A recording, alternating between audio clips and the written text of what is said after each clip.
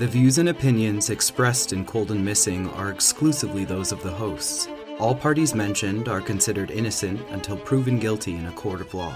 Cold and Missing also contains adult themes and languages. Listener discretion is advised. I'm your host, Allie McLaughlin-Solkowski. And I'm your co-host, Eli Solkowski. And this is Cold and Missing, where we cover cold cases and missing person cases. Hello and welcome back to Cold and Missing. I'm Allie. And I'm Eli. This is episode 95. If this is your first episode, welcome. If you've been with us for a while, welcome back. This is actually a first for us. Allie and I are currently on vacation, and we are recording this episode in the back of our rental car. We built a little studio to, keep doing what we do here at Cold and Missing. So it feels really cool to do this. I love that Allie and I are committed to Cold and Missing as much as our listeners are. So if we sound a little different this week, that's why our setup is just slightly different, but we still wanted to bring you an episode. We are on a cold case this week. Episode 95. Let's get to it. So today we are covering the cold case of Julia Niswender. And this takes place in Ypsilanti, Michigan, in December of 2012. But first, a little bit about Julia. Julia is 23 years old in 2012 and is a student at Eastern Michigan University. She is studying electronic media and film. She wanted to become a news anchor. She had recently transferred from a community college to finish up her degree at EMU. She lives in a ground-level apartment that is technically off campus, but it sits just across the street from the campus. She has a part-time job at Walmart that she has had for some time, and she enjoys working there. At this time in December of 2012, it's approaching Christmas break, and she's excited for the holiday. Her apartment is decorated with gel window clings and candy canes on the front door. She even asked her family to hold off decorating the Christmas tree until she got home. Julia is energetic and outgoing. She loved animals, and her friends said that animals would approach her as if they were old friends. Julia is also a twin. Her sister Jennifer had recently just graduated from ESU the spring before. Her and her twin were very close. According to a high school friend, quote, "Those two were inseparable. They could not get enough of being around each other," end quote. Julia and Jennifer are also very close to their 10-year-old sister. And now, a timeline of events. On Saturday, December 8th, during the morning hours, Julia works a shift at Walmart. Later that evening, she has a date. This was just a casual date. The two weren't considered a couple yet. The next day, on Sunday, December 9th, for lunch, Julia meets up with her twin sister, Jennifer, and their younger sister. The three have a great afternoon talking about the upcoming holiday. After lunch, Julia walks her sisters to their car and says, quote, "I love you, goodbye," end quote. Julia also sends a happy birthday text to a friend. That afternoon, she has another shift at Walmart. She ends up getting off at around 5 p.m. and heads back to her apartment. During the evening hours, Julia is constantly chatting with her twin. They talk on the phone and text all evening. Julia stops responding to texts at around 10:30 p.m. On Monday, December 10th, Julia's roommate had been out of town, but they returned home and Julia is not there to greet them. They do notice, however, that her car is in the parking lot, but she doesn't come home and nothing is heard from her room. Julia misses class that day and also misses a shift at Walmart. The next day, Tuesday, December 11th, Julia misses more classes. This is strange for her. Julia's roommate is also becoming worried that Julia hasn't been around the apartment. The way the college apartment is set up, the kitchen and living room are central, and then the rooms split off into their own sections with their own bathrooms. The roommate decided to notify apartment security, who in turn called the police. The police get a master key to enter Julia's room. The door is locked, but there are no signs of forced entry to the apartment or her room. When they enter, they find Julia's bedroom in disarray. All of her dresser drawers had been pulled out and her clothes dumped on the floor. She had some organizational plastic drawers that were all dumped out as well. Initially, Police believe that a robbery could have happened, but they do notice that her computer, iPod, flat-screen TV, and wrapped Christmas gifts were all left at her place. They also found her school lanyard with her ID and keys. It was on her bedroom floor. Only her apartment key was missing. Police also noticed that what seemed to be missing was a black and white zebra pillowcase from her bed. Laying on the bedroom floor was a white pair of latex gloves. Inside was a dark substance that was later confirmed to be Julia's blood. The gloves were in front of Julia's closed bathroom door. When police open the bathroom door, they find Julia. She was, quote, face down, submerged in the bathtub filled with water, unquote. She was nude from the waist down. Her yoga pants had been cut away and were left on the bathroom floor. Her pink shirt had also mostly been cut away. Only her right sleeve remained on her arm. Underneath Julia in the water was her cell phone. At first, there were no obvious signs of trauma on Julia's body. There were a few small circular abrasions near her left elbow, and she seemed to have been bleeding from her mouth. Police also noticed ligature marks on her wrist and ankles.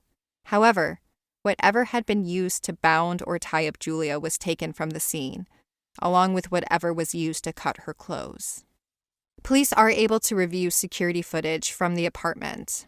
The video showed a black male pacing in front of the office at around 5:30 in the evening. Police, however, do not take the footage at this time, and when they return for it later, the tape is already taped over, so the footage is lost. Police have no idea if this man was connected or not connected to Julia's murder. The next day, Wednesday, December 12th, Julia's autopsy is conducted. They find that she had a deep contusion on the right side of her tongue from biting it. Police hold off from publicly saying that this case is a homicide. They want to get the toxicology report back, but they start investigating it like it's a homicide. On Thursday, December 13th, Julia's twin sister, Jennifer, at around 3 a.m., posts a picture of Julia smiling with the caption, quote, "Julia was my twin, other half, and best friend. No one will ever understand the bond we shared. I love her so much and just don't know how I can go on. My beautiful sister didn't deserve this. Justice will be served, even if it's the last thing I do. The rest of my life, I will be living for her." End quote.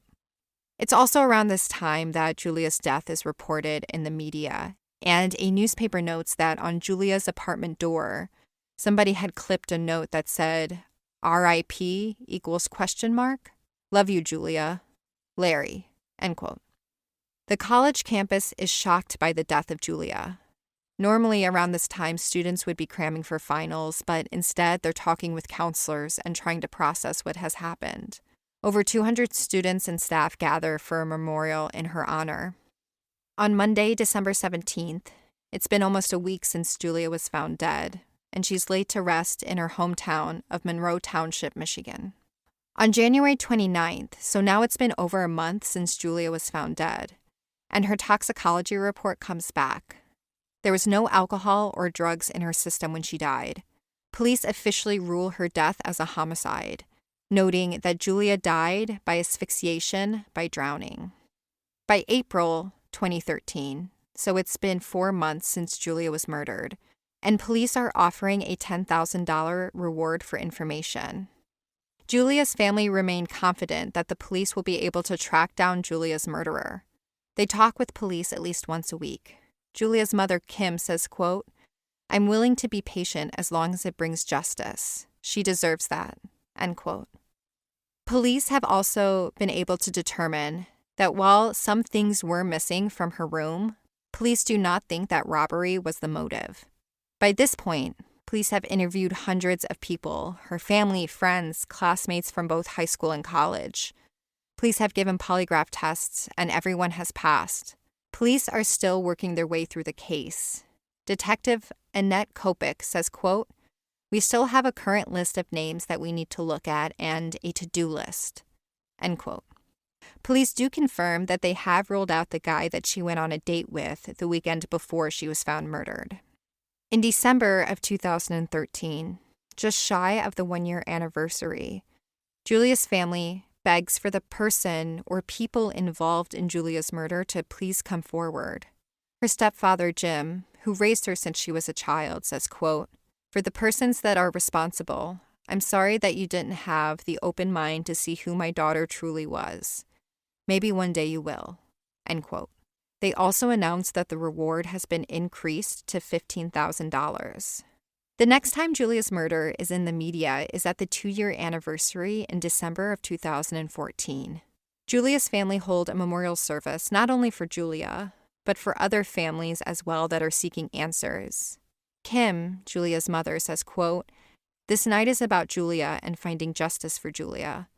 But all of these cases have a common denominator. Someone knows something. If we can bring closure to any of these cases, we've done good here tonight," end quote.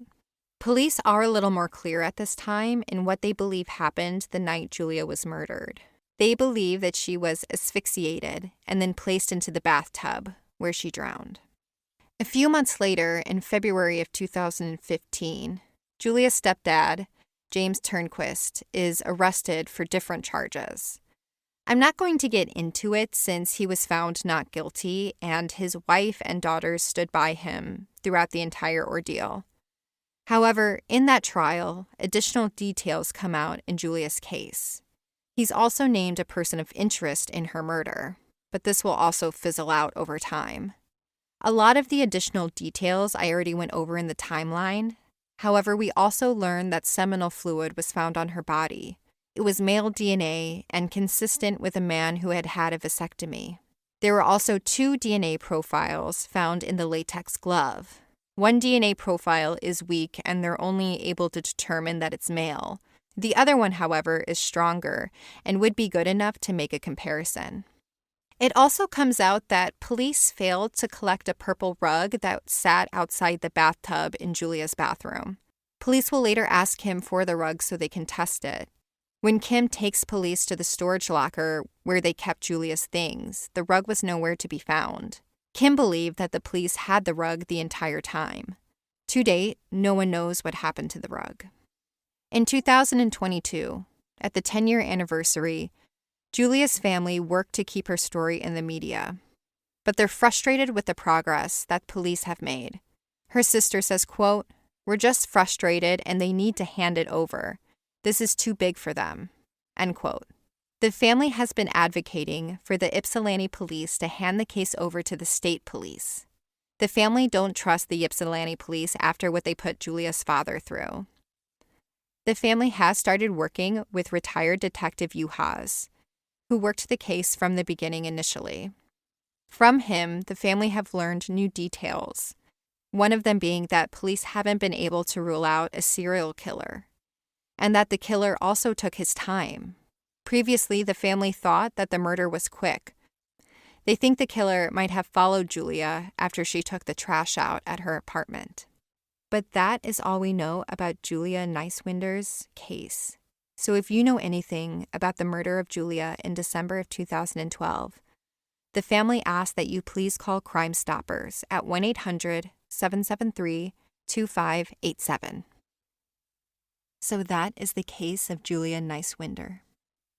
Not that I ever know what to expect when you are sharing a case with us, but I was just shocked. I was talking to myself a lot while I was listening to you, and just a very heartbreaking case. You know, like her going to school, kids going to school just after they graduate. It's supposed to be a safe space to explore, you know, like different interests and like hobbies and meet new friends and a place to grow. And the fact that it was violated in such a violent way, it's just really heartbreaking. Yeah, this is a case that I also found really shocking while I was researching it. I didn't know much about it. It is a case that has been covered quite a bit out there, but it's one that I personally didn't know. So I wanted to get into it and uncover things for myself. And at each turn, I was very shocked. And yeah, I agree with you that it's always heartbreaking whenever we do one on a college campus, just because that was such a sweet time in my life. And it feels like it should be like a sacred place where you are safe. But unfortunately, we find again and again that people are not. The first thing I just wanted to say about her, I immediately knew or could picture who she was based on her love of animals and their animals' reactions to her. Yeah, I always heard that if animals and babies like you, then you're a good person. So the fact that animals just approached her like old friends, I think speaks volumes about how good of a person she really was.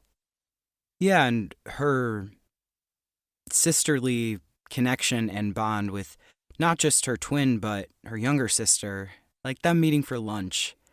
I don't know. I have sisters and siblings, and we are all close, and meeting for lunch around a busy Christmas time is something we would do just to like, quickly check in and kind of de-stress in the middle of what could be a just busy, frazzled time.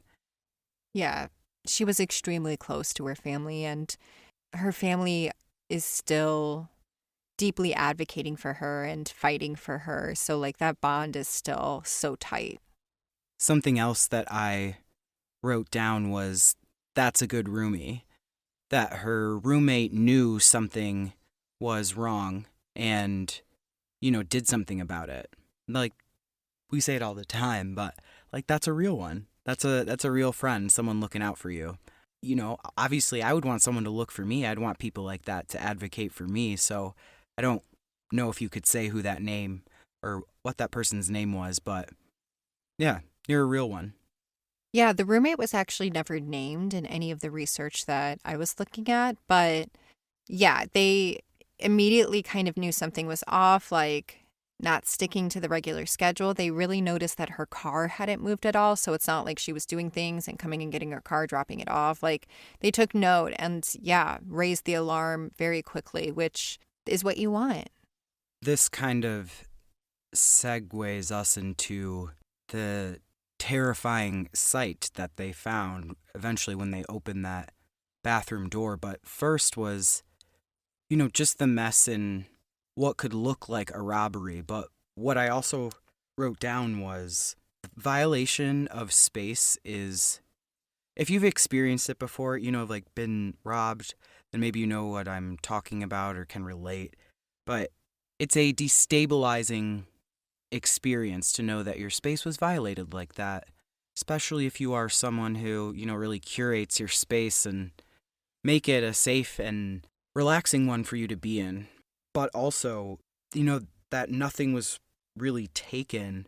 Yeah, police do believe that the rummaging of the drawers and like dumping everything was more of a decoy to try to make it look like a robbery gone wrong. But it doesn't seem like anything of value was really missing. We do know for sure that her apartment key was missing, so that's how her bedroom door was locked and the apartment was locked when the roommate got back. So they locked it on the way out. And the pillowcase was also missing. And it seems like a pillow. We know ligatures are missing from the scene, and something that was used to cut was removed from the scene. But there might be some other things missing, those things we don't know. But it's hard to know what the real motive is here. I mean, just recently, the retired detective, told the family that they think that the person just slipped in, followed Julia when she took the trash out from her apartment and followed her back. But there was no sign of forced entry.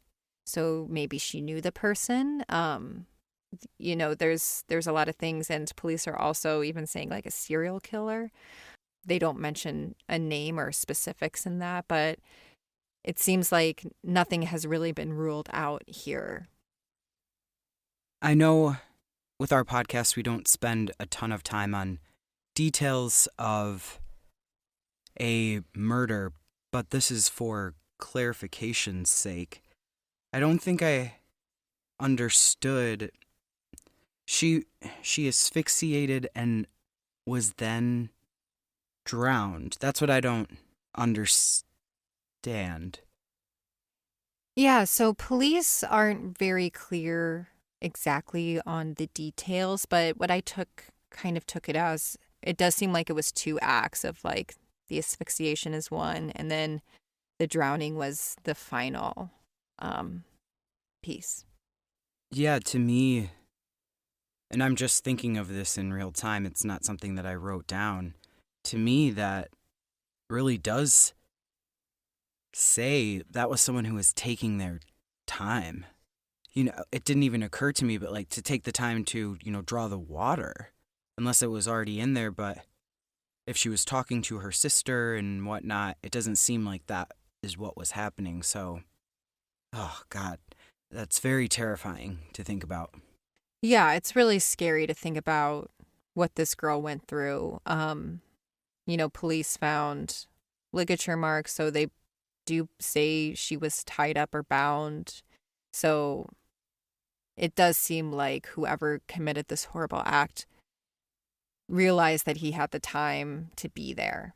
I know you mentioned that the perpetrator was someone who had had a vasectomy, which to me, definitely, like, if I was, investigating, I would think it was an older man. Those are my thoughts, at least on, like, profile, that it was probably someone older. But I'm curious to know what you thought. But I would agree with you that the vasectomy does point to somebody who is older. I wouldn't think that it would be typical of a college student. Another thing I just kind of wanted to point out is that there does seem to be possibly two DNA profiles from the latex gloves that police found in the bedroom floor. The FBI and police did talk about the latex gloves possibly being like a decoy or something to throw them off. So that is something, but there did seem to be like two sets of DNA. One was pretty weak, so maybe that is just the other DNA profile, just a weaker pull of it. But there is a strong DNA profile that could be used in comparison. So I hope in the future the family gets justice. They're fighting for it. They're advocating for it. They actively want this case worked. So I hope that they're able to get a profile to match to this DNA that they have. I do know it hasn't showed up in any systems like CODIS. So that is something that police have mentioned. Yeah, I think with cases like this, once there is a possible, theory or speculation that a serial killer could possibly be involved, it becomes a case where a lot of people start speculating, and the most important thing is honestly like just what you did brought this case to our attention. I feel sad that I didn't know about it because I originally am not too far from where she was from. I'm very interested in helping any way I can, especially because this case was so recent. It feels possible to me that there are answers out there, but, more than anything, just continuing to talk about it. Absolutely. And again, if you know anything about Julia Niswender's murder, please call Crime Stoppers at 1-800-773-2587. And we'll, of course, have pictures of Julia on our Instagram at Cold and Missing. If you're not following us, please follow us there. We have updates in case we ever do need to miss a week of the podcast. We usually post about it there, so please follow us if you're not already. Thank you if you've taken the time to rate and review us. If you haven't, today could be your day to do it. So please write us a written review. You can do it in Apple Podcasts or at our website, www.coldandmissing.com, where we also have transcripts and all of our back catalogs. So go check it out. If you're new here, if you want to look at more cases, you can find all of them there. But that is all I have. Thank you so much for listening to Cold and Missing. I'm your host, Allie. And I'm your co-host, Eli. Have a good week and stay safe, y'all. Stay safe, y'all.